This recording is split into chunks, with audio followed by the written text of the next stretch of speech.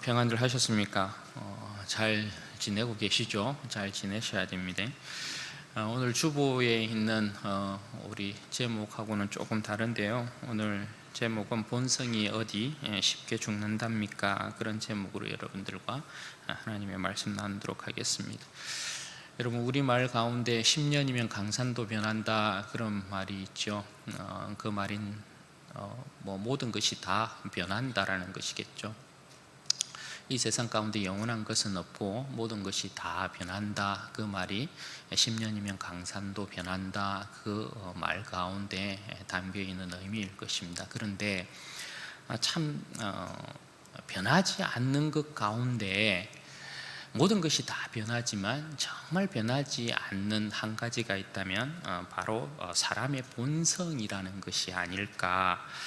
여러분, 사람의 본성이라는 것은 그가 살아오는 동안 내내 굳어진 것이어서 결단코 쉽게 변하지 않는 것이 사람의 본성이라는 것입니다.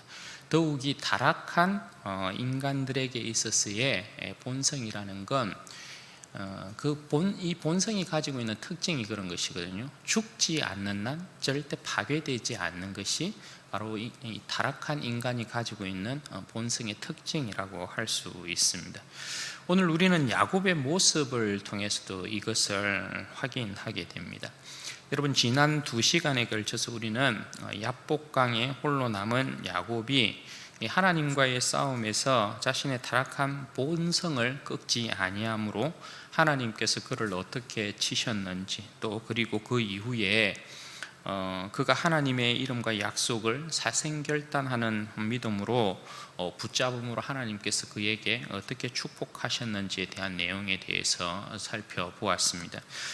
그러니까 야곱이 옛 본성을 쫓아서 하나님을 이기려고 했었을 때는 하나님께서 야곱을 치셨죠. 허벅지 간지를 치셨고, 그 이후에 하나님의 이름과 그 약속을 사생결단하는 믿음으로 붙잡고 울면서 간구했을 때 하나님께서 그에게 은혜를 베푸셨던 것을 우리가 보았습니다. 여러분, 그렇게 죽자 살자 하나님을 붙들고 하나님께로부터 새로운 이름까지 선물 받았으면 그렇게 살아야 하는 것이 야곱이지요. 그런데 오늘 본문에서는 또다시 야곱의 옛 본성과 기질이 전면에 이렇게 이제 등장하게 되는 것을 봅니다. 여러분, 1절 말씀을 보시면 야곱이 그의 형 에서가 400명의 장정을 거느리고 자기에게로 오는 것을 봅니다. 그럼 이제 야곱은 이스라엘로 변화된, 또 그렇게 하나님 앞에서 복받은 자로 당당하게 그 형 에서와 대면하면 됩니다. 이스라엘이라는 이름에는 분명 사람들과도 겨루어 이겼음이라 이러한 의미가 있었지 않습니까? 자신에게 나타난 여호와의 이름과 그 약속을 붙들매 있어서 그 어떤 사람의 세력도 야곱을 이길 수 없는 것입니다. 왜냐하면 하나님께서 야곱을 붙들고 있기 때문에 그런 것이죠. 그 이름의 의미가 바로 이스라엘이라는 말이지요. 그러나 야곱은 하나님께서 주신 새 이름으로서의, 새 사람으로서의 그 당당함을 버리고 또 비겁해지는 것을 보게 돼요. 여러분, 1, 2절 말씀을 한번 보십시오. 야곱이 눈을 들어보니 에서가 400명의 장정을 거느리고 오고 있는지라 그의 자식들을 나누어 레아와 라헬과 두 여종에게 맡기고 여종들과 그의 자식들은 앞에 두고 레아와 그의 자식들은 다음에 두고 라헬과 요셉은 뒤에 두었다. 여러분, 이 모습이 어떻게 보이십니까? 야곱의 옛 본성이 그대로 드러나 있는 것 여러분 보이십니까? 에스를 맞이하는 이 야곱의 모습을 보면 야복강을 건너기 전에 야곱의 모습과 사실은 똑같아요. 야곱은 여전히 여러분 뭐예요? 그 형 에스를 두려워하고 있어요. 그 두려움이 에스와 대면하는 일에 있어서 가족을 나누는 것에 그대로 이렇게 이제 드러나고 있는 것을 봐요. 여러분, 먼저 자식들을 에스를 만나기 전에 어떤 식으로 나눕니까? 자식들을 레아와 라헬 그리고 두 여종에게 맡기는데요, 맨 앞에 세우는 사람이 누구예요? 맨 앞에 세우고 있는 사람이 여종들과 자식들이에요. 그리고 그 다음에 세우고 있는 사람이 누구예요? 레아와 그 자식들이에요. 그리고 맨 마지막에 세우는 사람이 누구예요? 그가 사랑한 라헬과 요셉이에요. 만약에 여러분 야곱이 에서와의 이 만남이 두려움이 아닌 기쁨이었다면 이 순서는 바뀌었을 것이에요. 그런데 야곱은 그 형 에서와의 만남을 여전히 두려워하고 있어요. 그래서 자기가 덜 사랑하는 것도 있죠. 그러니까 여종들과 그 자식들은 맨 앞에 서요. 무슨 일이 있으면 자기가 제일 아끼고 사랑한 이 라헬과 요셉은 도망치게끔 만드는 거죠. 그러니까 맨 앞에 쉽게 총알바지라고 하죠. 그렇게 세우는 사람이 여종과 아이들이에요. 그리고 그 다음에 레아와 그 아이들, 그리고 맨 뒤에는 라헬과 요셉을 그렇게 세우고 있는 거예요. 이 모습을 보면 야곱은 야곱이다, 야곱은 야곱스러움을 절대 버리지 않았구나, 그걸 알 수 있는 거죠. 어쨌든 자기가 이렇게 사랑하고 자기가 움켜쥔 것은 절대 빼앗기지 아니하려고 자기가 사랑한 라헬과 요셉은 맨 뒤에 놓고 있기 때문에 그런 것이죠. 어쨌든 이 야곱이 그렇게 이제 처자식을 세우고 난 다음에 자기는 피할 수 없으니까 그 형 에서를 이제 만나러 갑니다. 그런데 여러분 여기에서도 야곱의 모습이 얼마나 여러분 야곱스럽습니까?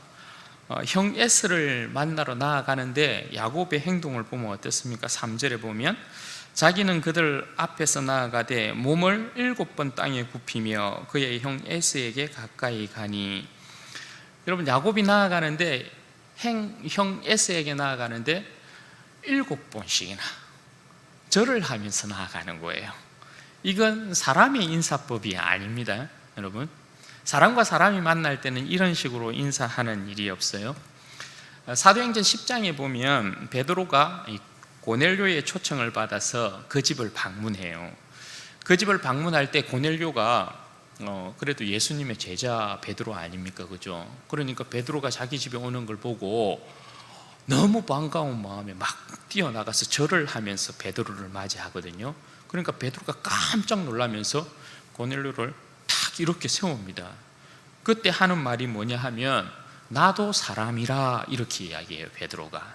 그러니까 절을 하면서 환영하는 건 사람의 인사법이 아니라는 거죠. 성경에서 절을 한다는 것은 모두 경배의식과 신에 대한 경배의식과 관련되어 있는 거예요. 여러분 에스더스를 보면 그 삼촌 모로드게가 하만에게 절을 하지 않잖아요, 그죠? 하만에게 절을 하지 않으니까 하만이 괘씸하게 여겨서 유대인 전체를 멸절시키려고 하는 계획을 세웁니다. 여러분 왜 모로드게가 하만에게 절을 하지 않았을까요? 그리고 여러분 다니엘서도 보면 다니엘의 세 친구가 느부갓네살의 금sen상에 절을 하지 아니하므로 생명의 위기를 경험하게 되죠. 죽게 될 뻔한 그러한 위기를 맞이한단 말입니다. 그 왜 그럴까요? 이 모든 것들은 다 신에 대한 경배의식과 관련이 있기 때문에 그래요. 그게 아니었으면 그죠? 그냥 높은 사람에게 그렇게 할 수 있는 것이겠죠. 그런데 그렇게 하지 아니하였단 말이죠. 그런데 여기 이제 야곱의 모습을 보면 여러분 어때요? 그 형을 만나는데 7번씩 절을 하면서 나가고 있는 거예요. 그러니까 이 모습을 보면 지금 이 순간에, 그 순간에 야곱에게 하나님은 누구예요? 여호와가 아니고 그 형 에서가 하나님인 것처럼 그렇게 나타나 있어요. 10절에도 보면 야곱이 어떻게 여러분 고백합니까? 내가 형님의 얼굴을 배운 즉 하나님의 얼굴을 본 것 같습니다. 이점 때문에 여러분 사실 야곱에 대해서 할 말이 없는 거예요. 하나님 앞에 돌려야 될 영광을 버젓이 그냥 형 에서에게 그냥 돌리고 있는 야곱이에요. 여러분 그렇게 야곱은 형 에서를 만나는데 7번 절을 하면서 나아가거든요. 그런데 이제 에서 편에서의 모습을 보십시오. 에서는 여러분 어떻게 해요? 야곱과 만날 때 에서가 달려와서 야곱을 안고 막 이렇게 안고 어긋나게 안고 막 입 맞추고 서로가 막 펑펑 울죠. 이게 사실은 여러분 뭐예요? 사람의 인사법이라고 할 수 있어요. 사람의 인사법은 이런 거예요. 그냥 이렇게 보듬고, 그 지방의 인사법이라는 건 보듬고 안고 막 이렇게 입 맞추고 그 정도예요. 예. 이 모습을 보면 이제 에스는 야곱에 대하여서 이미 그 마음을 무장해제한 것이라고 볼 수 있는 것이죠. 하나님께서 이미 에스의 마음을 만져서 야곱을 대함에 있어서 그냥 진실하게 야곱을 동생으로 이렇게 맞아들이고 있는 그런 이제 모습이에요. 그렇게 여러분 한참 동안 부둥켜 안고 이렇게 울다가 보니까 에서가 이제 뒤에 야곱의 처자식들이 보이는 거죠. 그래서 물어봅니다. 저들은 누구냐?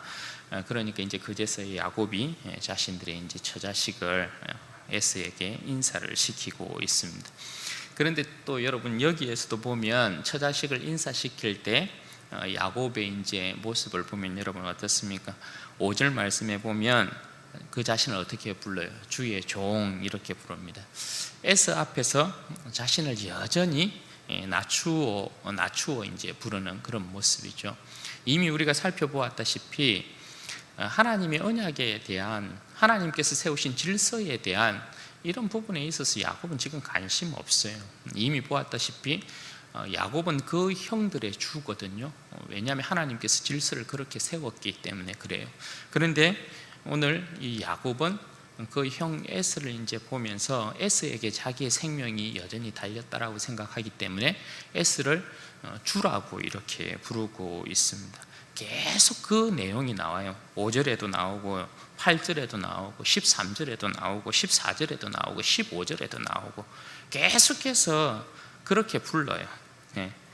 그렇게 이제 어쨌든 인사를 끝내고 난 이후에 에스가 자기에게 보낸 이 예물에 대해서 물어보거든요. 8절 말씀해 보시면 이 모든 때는 그런데 무슨 까닭이냐 그렇게 에스가 물으니까 야곱이 어떻게 대답합니까? 내 주께 은혜를 입으려 함입니다. 야곱스럽죠. 여러분 누가 누구에게 은혜를 입히고 주는 것입니까? 야곱은 안 변했어요. 야곱에게 은혜를 입히고 은혜를 주시는 분은 하나님 한 분밖에 없는 것인데, 그죠? 예물을 통해서 에서에게 은혜를 입고자 하는 사람이 야곱이에요. 야곱은 변하지 않았어요. 여러분 야곱의 계획이 이러한 이제 야곱의 계획, 예물로 내가 형의 마음을 풀어야 되겠다 이런 생각을 가지고 있잖아요. 야곱이 이 생각이 먹히는 것이었으면 여러분 에서의 대답이 어떤 식으로 나와야 될까요? 그래? 그렇구나. 네가 나를 이렇게까지 생각해 주니까 야 고맙다 야 고맙게 잘 받을게 이렇게 나올 수 있죠. 왜냐하면 에서가 야곱이 보낸 예물을 당연하게 받는 건 여러분 뭐예요? 에서는 장자권을 빼앗겼거든요. 에서는 야곱에게 아버지의 축복도 빼앗겼잖아요. 그러니까 에서 입장에서 보면 이놈의 자식 네가 내 모든 거 다 가지고 갔으니까 네가 나한테 요 정도 주는 건 당연한 거야 이렇게 얼마든지 생각할 수 있는 거죠. 그죠? 얼마든지 에서는 야곱이 주는 예물에 대한 부분을 당연한 것으로 받아들일 수 있어요. 그런데 야곱이 예물을 통해서 형의 마음을 풀려 했던 이 계획이 하나도 맞지 않는 이유가 뭐냐 하면 여러분 에서가 어떻게 대답하고 있어요? 9절에 보면 내 동생아 내게 있는 것이 족하니 내 소유는 내게 두라 이렇게 이야기해요. 여러분 에서는 이미 야곱을 어떻게 받아들이고 있어요? 동생으로 인정하고 있어요. 내 동생아 이렇게 부르잖아요. 그리고 야곱의 소유도 탐내지 않습니다. 에서가 야곱에 대하여 이를 갈고 있으면서 이놈의 자식 나타나기만 나타나라 내가 너를 당장 때려 죽일 거야 이런 감정을 가지고 있었던 이유는 뭐예요? 그가 모든 축복을 다 빼앗아 갔기 때문에 그런 거거든요. 그러면 야곱의 모든 것을 에서는 얼마든지 빼앗을 수 있단 말입니다. 그런데 오늘 에서는 야곱을 대할 때 전혀 적개심이 없어요. 동생아, 나 둬라. 내게 있는 것도 충분하다. 여러분, 에서의 반응이 왜 이렇게 나오겠어요? 하나님께서 이미 그 마음을 만지셨기 때문에 그런 거거든요. 에서는 진정으로 야곱을 그냥 받아들이고 있단 말이에요. 그러니까 야곱이 에서를 만남에 있어서 에서의 마음이 이렇게 풀어진 건 지 예물 때문에 에서가 마음을 푸는 게 절대 아니라는 거죠. 하나님께서 이미 에서의 마음을 만지셔서 그 마음을 풀어놓았기 때문에 지금 이렇게 아름다운 그림이 만들어지는 것이라고 할 수 있는 거예요. 그런데 야곱은 어떤 사람이냐 하면 끝까지 예물로 밀어붙이고 아부를 떨어서 그 예물을 받게 만들어요. 10절과 11절을 보시면 여러분 어떤 식으로 기록이 되어 있어요? 내 형님 얼굴 보니까 하나님 얼굴 보는 것 같아요. 그러니까 끝까지 어떻게 해요? 받아두세요. 그냥 넣어두세요. 야곱이 이렇게 하고 있단 말입니다. 그러니까 야곱은 에스에게 돌려서는 아니 될 표현까지 돌리면서 하나님만이 이렇게 받으셔야 될 그 영광을 에스에게로 돌린단 말이에요. 하나님의 이름까지 팔면서 하나님의 얼굴을 본 것 같습니다 막 하면서, 예. 그렇게 막 관건해서 에스에게 이 예물을 받으려고 하는 거예요. 그러니까 에스가 어떻게 해요? 어쩔 수 없이 그걸 받게 돼요. 그러면 여러분, 야곱이 왜 이렇게까지 강권하면서 예물을, 그 자신의 예물을 에스에게 주는 것일까요? 야곱은 여기서 자신이 확인하고 싶은 것이 있는 거예요. 그게 여러분 뭡니까? 그 전에 그가 생각했던 거, 예물로 형의 마음을 풀어보리라, 감정을 풀어보리라, 요 생각 가지고 있었잖아요. 자신이 생각하고 계획했던 것이 맞았다라는 걸 강제로 형한테 이 예물을 이렇게 주면서 그걸 확인하고 싶은 거예요. 형과의 화해가 하나님께 있다라고 야곱은 지금 생각하고 있는 것이 아니라는 거예요. 끝까지 뭐예요? 자신의 옛 본성을 그대로 드러내는 거예요. 내가 요렇게 줘서 형이 감정을 나한테 푸는 거야. 자기 스스로를 인정하고 자기가 생각하고 계획했던 것들을 확인하고 싶은 거예요. 내가 맞았어, 이런 거.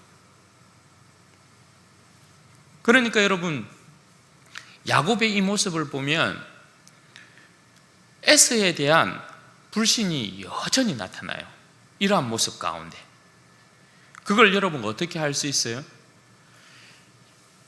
이 형 에서와의 화해가 하나님께서 나에게 은혜를 주셔서 이루어진 것이다 라고 야곱은 생각하지 않기 때문에 에서를 안 믿습니다. 언제 변할지 모르니까. 사람이라는 건 하나님께서 그 형의 마음을 만지셔서 완전한 화해가 이루어졌으면 에서에 대해서 의심할 필요가 없어요. 그죠? 이 형이 나를 또 어떻게 할까? 하지는 않을까? 죽이지는 않을까? 그런 생각을 할 필요가 없어요. 그런데 야곱은 에서를 믿지 않아요. 그걸 어떻게 알 수 있느냐? 12절부터 여러분 보시면 에서가 여러분 어떻게 합니까? 야곱에게 야, 가던 길 가자, 내가 네 보디가드 해줄게, 이렇게 막 이야기하잖아요. 그런데 야곱이 그걸 안 받아들여요. 경계해요. 어떤 핑계와 변명을 댑니까? 13절에 보시면 아이들과 가축의 새끼들이 약합니다. 과하게 몰면 떼죽음 당할 수 있습니다. 그렇게 이야기하죠. 그러니까 형님 먼저 가시라고, 그러면 우리도 천천히 뒤따라가겠습니다. 그렇게 이야기해요. 첫 번째죠. 첫 번째 호의를 무시했죠. 두 번째 호의, 에서가 또 어떻게 해요? 그렇게 야곱이 대답하니까 15절에 보면 그래? 그러면 내 종들 좀 붙여줄게. 그래서 조금 보호하도록 해줄게. 그러니까 어떻게 합니까? 야곱이 아이 뭐 한다 그러냐고. 그럴 필요 없다고. 여러분 그냥 야곱이 형의 이 호의가 너무 고마워서 기쁜 마음으로 사양하고 있는 게 아니에요. 지금 이 모습은 여기에서 여러분 보이고 있는 건 뭐냐 하면 형 에서는 그 마음에 무장해제를 하고 야곱을 그냥 동생으로 받아들이고 있지만 야곱은 에스를 절대 형으로 대하고 있지 않는 거예요. 골육으로 대하고 있지 않는 거예요. 말씀드렸다시피 형과의 화해가 하나님께로부터였다면 야곱은 이렇게까지 할 이유가 없는 거거든요. 형의 호의를 그냥 받아들이면 돼요.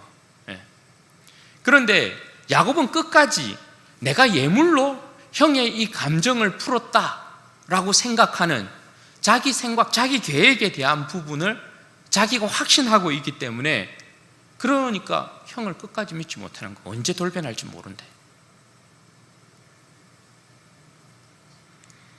그런 여러분 결과적으로 어떻게 돼요? 야곱은 그 형 에서에게 예물을 주어서 형의 마음을 풀었다 이렇게 생각은 하지만 에서 편에서 보면 에서는 아무것도 동생에게 해준 것이 없어요. 그리고 그냥 세일로 돌아가게 돼요. 그런데 그 세일로 돌아가는 에서의 모습을 여러분 보면 어때요? 좀 뭔가 씁쓸하다라는 것을 느낄 수 있어요. 이게 여러분 야곱의 모습이에요. 그리고 야곱은 그렇게 이제 에스가 떠나고 난 이후에 숫곳이라는 곳에서 자기와 가축을 위해 우릿간을 짓고 잠시 거기에 거주하게 됩니다. 여러분 오늘 이 모습을 보면 어때요? 20년 만의 만남이에요. 야곱과 에스가 이 만나는 장면이 20년 만에 이 만남의 장면이거든요. 그런데 뭔가 감동적이기보다는 뭔가 좀 씁쓸한 거죠. 이 장자권을 도둑질하고 아버지의 축복을 빼앗은 이 원수 같은 이 동생을 그 형 에스는 완전히 동생으로 그냥 받아들이고 있는가 반면에 오히려 이 야곱은 형을 오히려 경계하고 의심하고 그런 이제 모습을 보이고 있는 것이거든요. 그런데 이제 야곱은 에스를 믿지 못하는 게 아니라 결국 누구를 믿지 못하는 거예요? 하나님을 믿지 못하는 거예요. 야곱이. 불과 여러분 몇 시간 전에 이 일이 있기 전에 몇 시간 전에 어떤 일이 있었어요? 하나님과 싸웠어요. 하나님께서 어떻게 하셨어요? 이 야곱의 기질, 야곱의 이 본성을 꺾지 않는 이 야곱의 모습을 보고 허벅지를 치셨다고요. 이놈의 새끼 너 이렇게 살면 안 돼 하고 탁 치셨다고요. 그리고 난 이후에 야곱이 죽자 살자 하나님 앞에 눈물로 간구해서 이스라엘이라는 새 이름을 받았어요. 그런데 언제 그랬냐는 듯이 다시 뭐예요? 옛사람으로 돌아가 있는 야곱이에요. 불과 얼마 전에 몇 시간 전에 하나님의 은혜를 그렇게 입어놓고 네 이렇게 살아야 돼, 새 사람 이스라엘로 살아야 돼, 이걸 확인해놓고 또 다시 돌아가 있는 야곱. 여러분 타락한 인간의 본성이라는 것이 이래요. 결코 꺼지지 않는 불꽃처럼 살아나고 끊어지지 않는 고래심줄과 같은 타락한 인간의 본성이 그래요. 타락한 인간의 본성은 죽지 않는 한 결코 여러분 파괴되지 않아요. 여러분 우리의 모습은 어떨까요? 여러분 야곱 같지 않나요? 방금 하나님의 말씀을 들었어요. 방금 기도했어. 방금 여러분 은혜 받았어. 그런데 여러분, 그 잠깐 사이에 우리는 다시 옛 사람으로 돌아가 있어요. 참 희한한 것이죠. 제가 청소년 사역, 청년 사역 이렇게 막 해보면요, 애들이 막 그 수련회 때 그 하나님 앞에서 눈물 펑펑 흘리면서 막 은혜 받아요. 그런데 집에 돌아가는 순간 어떻게 될까요? 엄마랑 싸워. 이놈의 새끼야! 은혜 받았으면 삶의 태도가 좀 달라져야 되잖아요. 절대 안 변해요. 2박 3일, 3박 4일 수련회 갔던 그 수련회 갔다 오면 씻도 안 하고 바로 침대로 팍 뛰어 들어가지고 냄새 풀풀 나는데, 엄마는 그거 보면 어때요? 냄새 좀 씻고 쉬든지, 그러면서 아이고 피곤해 죽겠는데 좀 쉬자, 쉬고 씻으면 되잖아. 엄마랑 싸워. 그게 여러분 뭐예요? 희한한 인간의 모습이라고요. 그것이 옛사람의 본성, 기질, 한순간에 이렇게 돌아가 있어요. 죄의 달콤함에 쉽게 빠져들고요, 죄의 유혹에 쉽게 넘어가 버리는 그런 모습들. 여러분, 그럼 그리스도인은 어떻게 우리의 타락한 본성에서 벗어날 수 있을까요? 말씀드렸죠. 방법은 하나밖에 없어요. 어떤 방법이요? 죽어야 돼요. 죽지 않으면 절대 여러분 변하지 않아요. 사도 바울이 고린도 전서 15장 31절에 보면 그렇게 고백을 하거든요. 형제들아, 내가 그리스도 예수 우리 주 안에서 가진 바 너희에 대한 나의 자랑을 두고 단언하노니 나는 날마다 죽노라. 나는 날마다 죽노라. 그리고 이어지는 내용이 이래요. 32절부터 33절. 내가 사람의 방법으로 에베소에서 맹수와 더불어 싸웠다면 내게 무슨 유익이 있으리요? 죽은 자가 다시 살아나지 못한다면 내일 죽을 터이니 먹고 마시자 하리라. 속지 말라. 악한 동무들은 선한 행실을 더럽히나니 깨어 의를 행하고 죄를 짓지 말라. 하나님을 알지 못하는 자가 있기로 내가 너희를 부끄럽게 하기 위하여 말하노라. 여러분, 사도 바울은 날마다 세상을 향하여 그 자신의 죽음을 선포해요. 나는 죽었노라. 나는 죽었노라.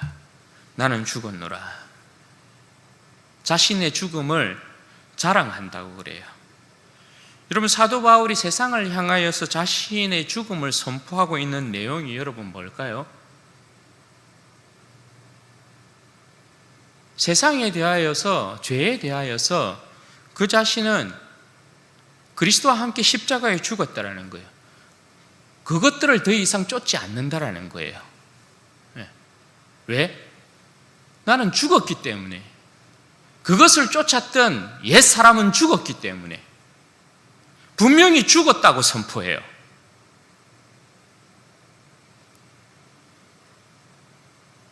그리고 사도 바울은 그 죽음과 더불어 뭘 봐요? 죽고 난 이후에야 더 좋은 그리스도의 부활의 영광에 참여하려고 하는 거예요.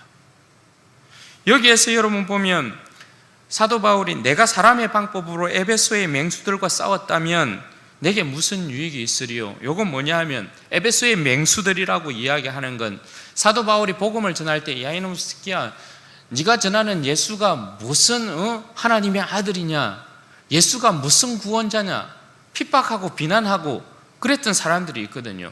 적대했던 사람들.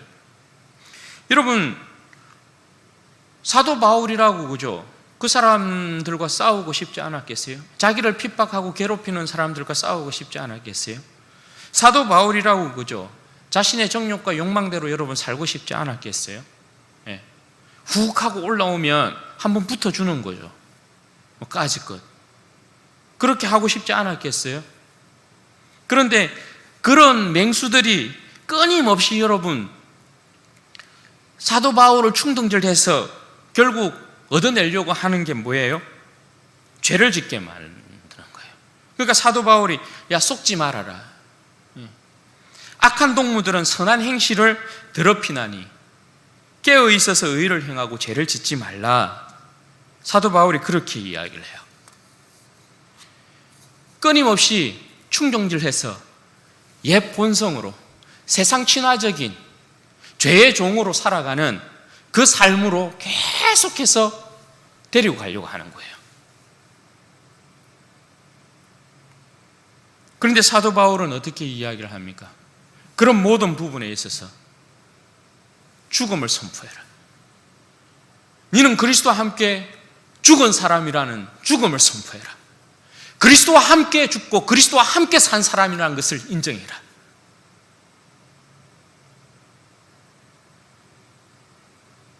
그리스도와 함께 네 자신이 죽었다라는 걸 발견해야만, 알아야만 세상에 끌려가지 않는다. 죄의 종으로 다시 살지 않는다. 사도 바울은 그거 이야기하는 거죠.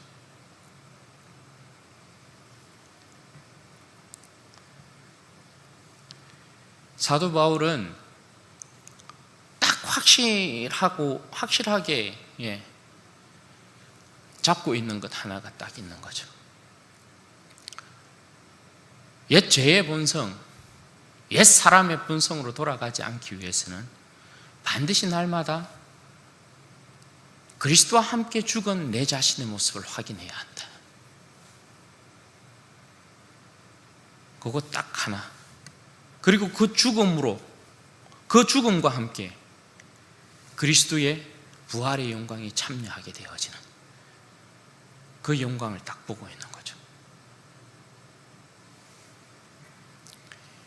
여러분, 우리에게 옛 본성과의 싸움, 옛 사람과의 싸움 한 번 하고 끝나는 싸움 아니에요. 세상과의 싸움 한 번 하고 끝나는 싸움 절대 아니에요. 제가 말씀드렸지 않습니까? 그리스도인에게 남아있는 세 가지 싸움, 이 세상에 대하여서, 마귀에 대하여서, 자기 자신과에 대하여서. 이 싸움은 매일매일 끊임없이 우리 가운데 일어나는 싸움이에요. 이 세 가지 대상을 상대로 우리가 날마다 싸우지 아니하면요, 내가 그리스도와 함께 십자가에 못 박혀 죽었다라는 걸 선언하지 아니하면요, 우리는 한순간에 여러분 끌려갑니다.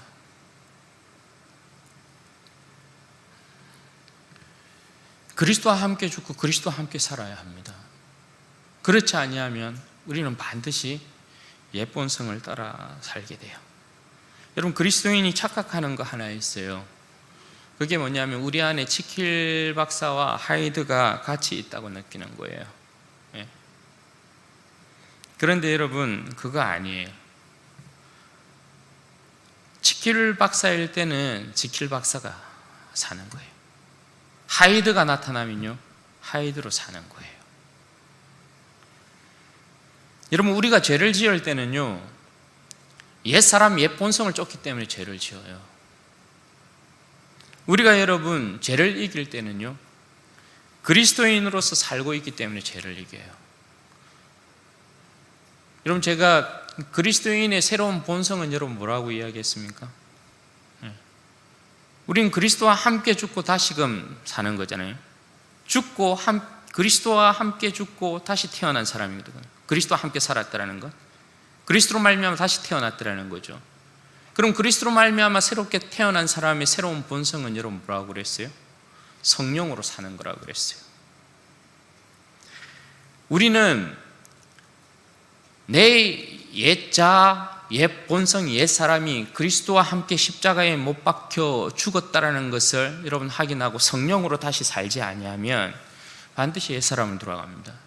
그러나 여러분, 우리가 그리스도와 함께 십자가에 못 박혀 죽고 성령으로 살면, 새로운 본성인 성령을 쫓아 살면 여러분 어떻게 돼요? 반드시 하나님 앞에서의 선을 이루며 살게 되어 있어요. 제가 제자 훈련 때도 늘 강조드렸어요. 그래서 사도 바울이 이야기하는 게 뭐예요? 성령 충만. 중요한 것입니다.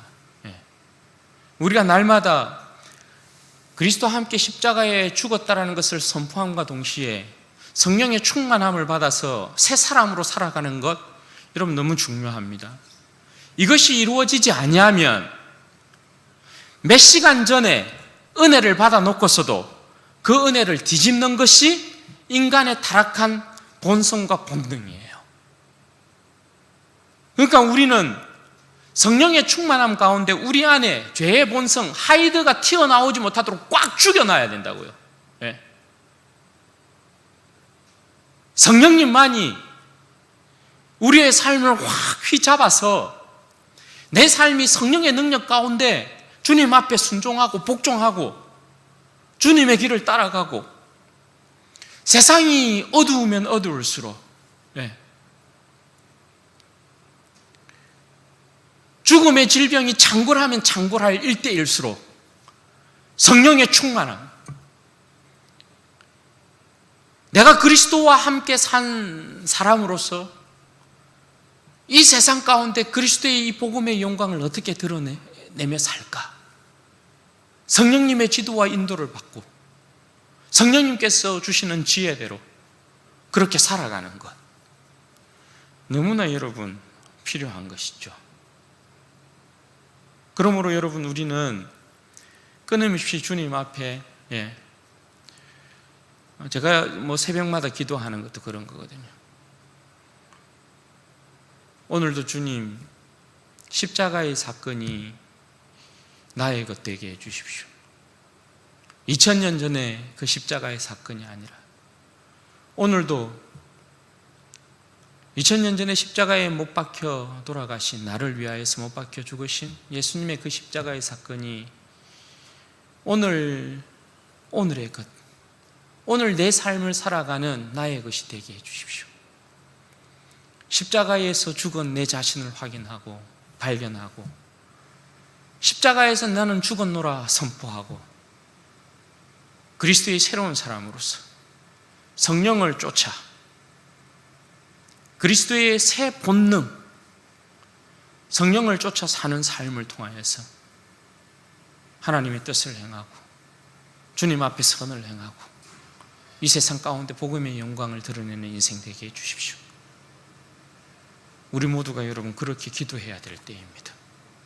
그렇게 기도하심을 통해서 여러분 속에 살아계신 예수 그리스도가 날마다 여러분의 삶을 통하여서 영광 받으시는 그런 역사가 있게 되기를 바라고, 진정 세상으로부터 그리스도인으로 인정받고 하나님으로부터 그리스도인으로 인정받는 우리 모든 성도들 되시기를 주님의 이름으로 축원드립니다.